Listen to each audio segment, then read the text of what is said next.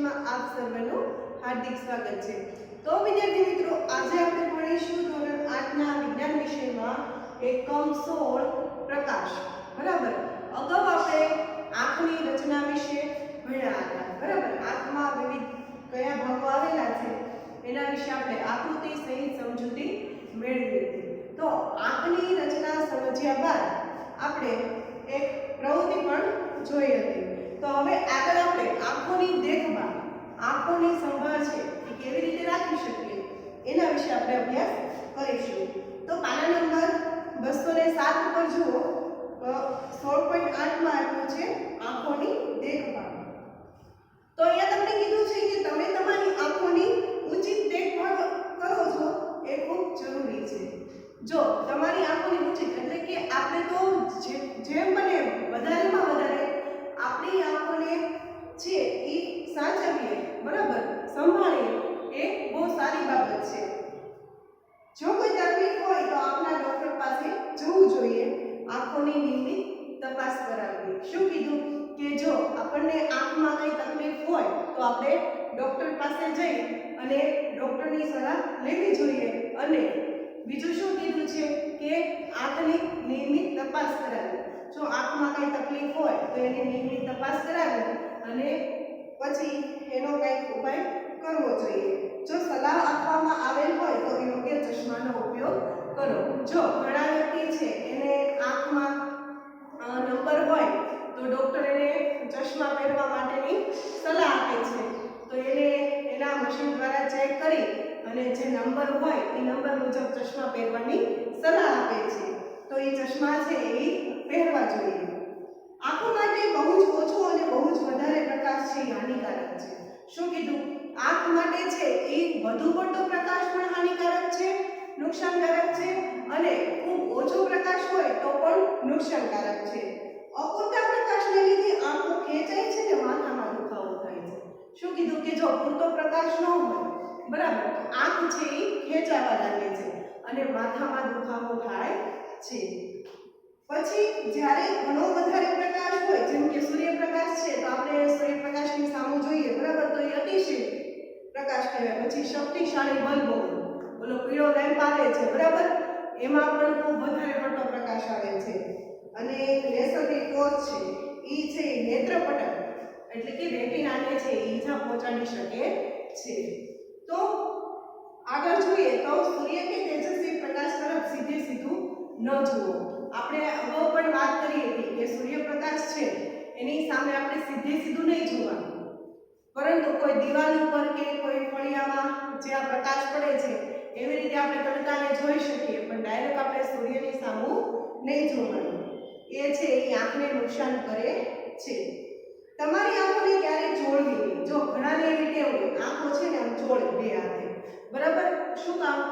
તો કે આંખોને જોડવાની નહીં। જો કોઈ ધૂળના કણો તમારી આંખમાં પડી જાય તો સ્વચ્છ પાણીથી તમારી આંખને ધોવાની, ચોખ્ખું પાણી લઈ અને આંખને છે આપણે ધોવાની। જો એમાં કોઈ સુધારો ન થાય તો ડોક્ટર પાસે જવાનું। ઘણાને આંખમાં ખંજવાળ આવતી હોય, આંખો બળતી હોય તો એવી ટેવ હોય કે આંખો જોડે, પણ આંખોને જોડવાની નહીં। શું કામ? કારણ કે આપણા હાથમાં તો ઘણા બધા રજકણો ચોંટ્યા હોય તો એ છે એ આંખમાં જઈને નુકસાન કરે, બરાબર। તો કે જ્યારે આવું બને ત્યારે સ્વચ્છ ચોખ્ખું પાણી લઈ અને આંખને છે એ ધોઈ નાખવાની ઠંડા પાણીએ, બરાબર। અને પછી કે જો પછી કંઈ ફેર ન પડે તો પાછું ડોક્ટરની સલાહ લેવાની, તપાસ કરાવવાની। યોગ્ય દ્રષ્ટિ માટે હંમેશા સામાન્ય અંતર રાખીને વાંચો અને પુસ્તકને આંખોથી એકદમ નજીક લાવીને કે એકદમ દૂર રાખીને વાંચો। તમારી દ્રષ્ટિ, આંખોની દ્રષ્ટિ છે એ સારી રાખવી હોય તો શું કરવાનું? તો કે કોઈ પણ વસ્તુ, આ તો પુસ્તકની વાત છે, મોબાઈલને પણ ઘણા આમ જોતા હોય તો એવી રીતે નહીં જોવાનું। મોબાઈલ હોય કે પુસ્તક હોય એને થોડું દૂર રાખીને વાંચવાનું। તમે ધોરણ 6 માં સમતોલ આહાર વિશે શીખ્યા છો। જો આહારમાં અમુક ઘટકોની ઓળખ હોય તો આંખોને પણ સહન કરવું પડે છે। તો આંખ માટે ઘણા ખોરાક પણ જવાબદાર છે, બરાબર। સમતોલ આહાર ન લઈએ તો આંખને પણ નુકસાન થાય છે, આંખની પણ ખામી ઉદ્ભવે છે।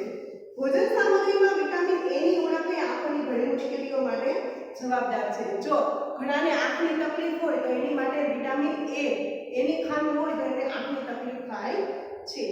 તો બધામાં સૌથી સામાન્ય રતાંતરાપણું છે, એટલે કે એને દેખાય નહીં. આથી આપણે આપણા આહારમાં વિટામિન એ યુક્ત ખોરાકના ઘટકોનો સમાવેશ કરવો જોઈએ. શું કીધું કે આપણે ખોરાકમાં છે વિટામિન એ મળે એવા ખોરાક પણ ખાવા જોઈએ. તો એમાં શું છે કે કાચા ગાજર છે, બ્રોકોલી છે અને લીલા શાકભાજી જેમ કે પાલક, બરાબર, પાલકની ભાજી છે એ આંખ માટે બહુ સારી, અને કોડ લીવર તેલમાં વિપુલ પ્રમાણમાં વિટામિન એ છે મળી આવે છે. ઈંડા, દૂધ, દહીં, ચીઝ, માખણ અને ફળોની જેમ કે પપૈયો અને કેરી વગેરેમાં પણ વિપુલ માત્રામાં વિટામિન એ હોય છે, બરાબર. હવે અહીંયા તમને ઉપર એક 16.17 ની જો પતંગિયાના ચિત્રવાળી એક સરસ મજાની પ્રવૃત્તિ આપી છે, એ આપણે જોઈએ કે શું તમે જાણતા હતા. એટલે અહીંયા એક જાણવા જેવું છે કે પ્રાણીઓની આંખોના આકાર છે કેવા હોય છે, જુદા જુદા પ્રકારના હોય છે. કરચલાની આંખો છે કેવી છે, બહુ નાની છે, પરંતુ કરચલો છે એ ચારે બાજુ જોઈ શકે, અને એનો શત્રુ જો પાછળથી આવતો હોય એના તરફ તો કરચલાને છે એ ખબર પડી જાય છે. પછી પતંગિયાની આંખો પણ મોટી હોય છે, જે નાની નાની હજારો આંખોની બનેલી હોય છે. પછી તો કે તે માત્ર સામેની તરફ જ નહીં પરંતુ આગળ પાછળ બાજુમાં બધે જોઈ શકે છે. અહીં આપણને પતંગિયાનું ચિત્ર અને તેની આંખો બતાવી છે. જુઓ, એક નિશાચર એટલે કે ઘુવડ, બરાબર, ઘુવડનું નામ આપણે સાંભળ્યું છે અને ઘણાએ જોઈ પણ હશે. રાત્રિના સમયે સારી રીતે જોઈ શકે છે. ઘુવડ કેવું છે કે દિવસ દરમિયાન ન જોઈ શકે, પરંતુ રાત્રિના સમય દરમિયાન ઘુવડ છે એ જોઈ શકે છે. અહીંયા આપણને આપ્યું છે કે બીજી બાજુ તો કે સાંભળી અને ગરુડ એ દિવસ દરમિયાન જોઈ શકે છે, રાતના સમયે નહીં. પછી ઘુવડની આંખમાં છે ને એ મોટો પારદર્શક પટલ એટલે કે કોર્નિયા, એને એક મોટી કીકી હોય છે, એટલે એની આંખમાં છે એ વધારે પ્રવેશી પ્રકાશ હોય ને વધારે પ્રવેશી શકે. તેના નેત્રપટલ પર ઘણી મોટી સંખ્યામાં સળી કોષો અને બહુ થોડા શંકુ કોષો પણ આવેલા હોય છે. તો બીજી બાજુ દિવસના પક્ષીઓમાં વધારે શંકુ કોષો અને ઓછા સળી કોષો આપેલા હોય છે. એટલા માટે ઘુવડ છે એ દિવસ દરમિયાન જોઈ શકતી નથી અને રાત્રિના સમય દરમિયાન જોઈ શકે છે. હવે ખામીયુક્ત દ્રષ્ટિવાળા વ્યક્તિઓ વાંચી અને લખી શકે છે એની વાત આપણને અહીંયા આપી છે.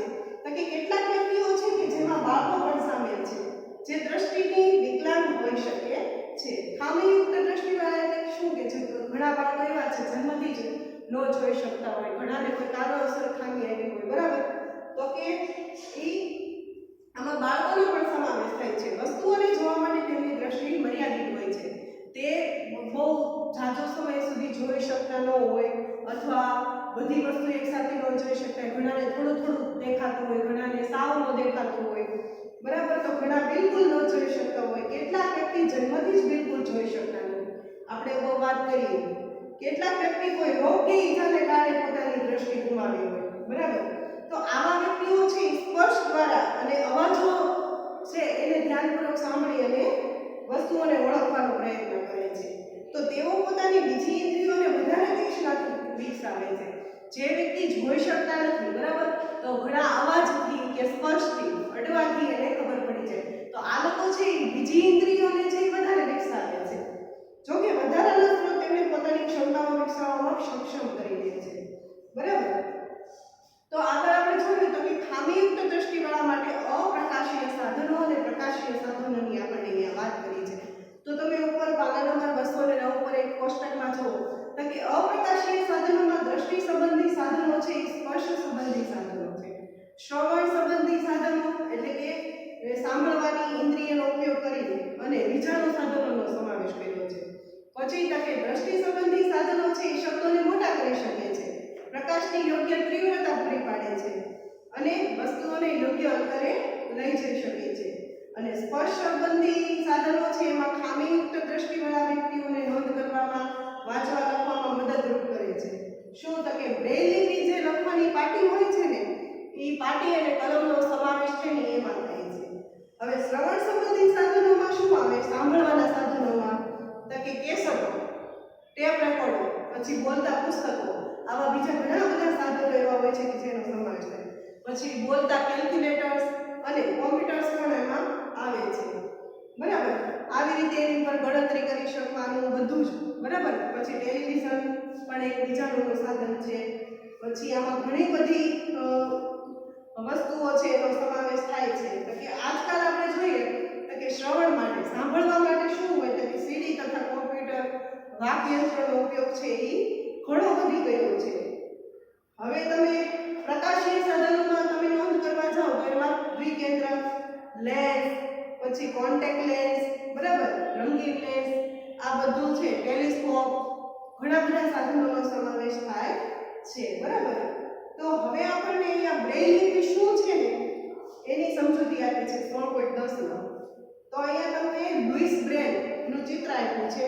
હવે જો તો કે ખામીયુક્ત દ્રષ્ટિવાળા વ્યક્તિઓ માટે સૌથી વધારે લોકપ્રિય સ્ત્રોત હોય ને તો બ્રેઇલ લિપિ. ખામીયુક્ત, જેને દ્રષ્ટિની ખામી હોય ને એની માટે બ્રેઇલ લિપિ વિકસાવવામાં આવી છે. કોણે વિકસાવી હતી તો કે લુઈસ બ્રેલ. યાદ રાખજો, લુઈસ બ્રેલ નામના વ્યક્તિ જે પોતે ખામીયુક્ત દ્રષ્ટિવાળા વ્યક્તિ હતા.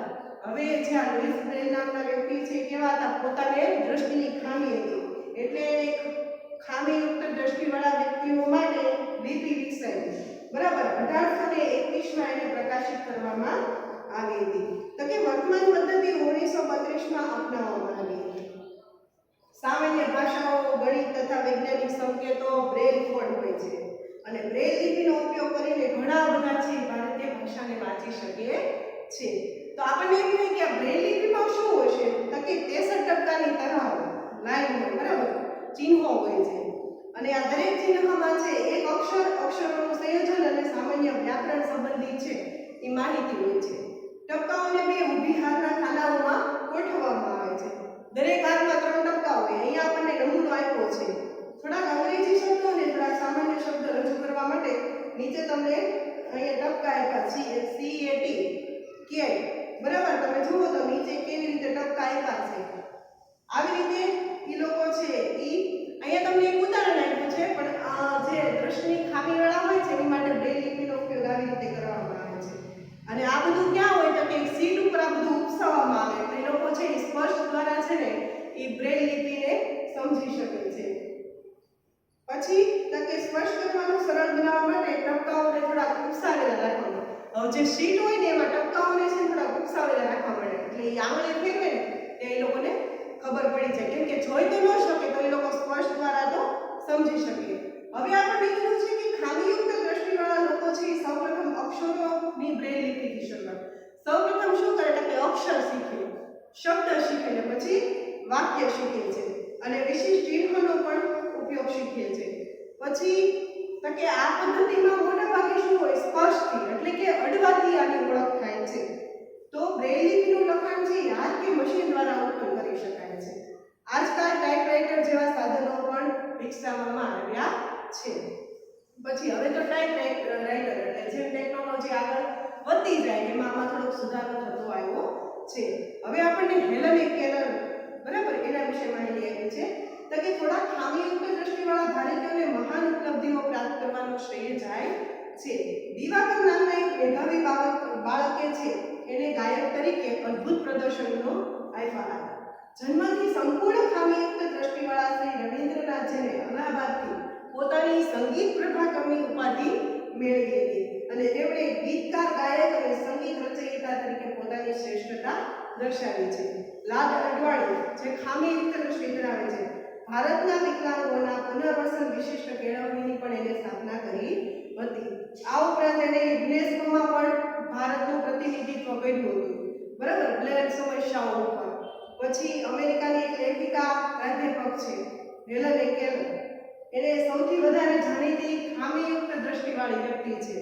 માત્ર 18 મહિનાની ઉંમરે એને શું કર્યું હતું? પોતાની દ્રષ્ટિ ગુમાવી હતી, પરંતુ પોતાના સંકલ્પ અને સાહસને લીધે એને વિશ્વવિદ્યાલયમાંથી એક સ્નાતકની ઉપાધિ પ્રાપ્ત કરી હતી. એટલે કે એ સ્નાતક થયા એટલે કોલેજનો સમય એને પૂરો કર્યો હતો. પછી એને સ્ટોરી ઓફ માય લાઈફ આના વિશે બહુ સરસ મજાના પુસ્તકો લખ્યા છે, બરાબર. તો આ હેલન કેલર છે આવી રીતે વિશ્વવિખ્યાત, બરાબર, પ્રખ્યાત બન્યા હતા. તો પ્રકાશ પાઠમાં આપણે બસ આ પાઠ અહીં આપણે પૂરો કરીએ છીએ. હવે આગળના એકમની જે ચર્ચા છે આપણે પછીના તાસમાં કરીશું. જય સ્વામિનારાયણ.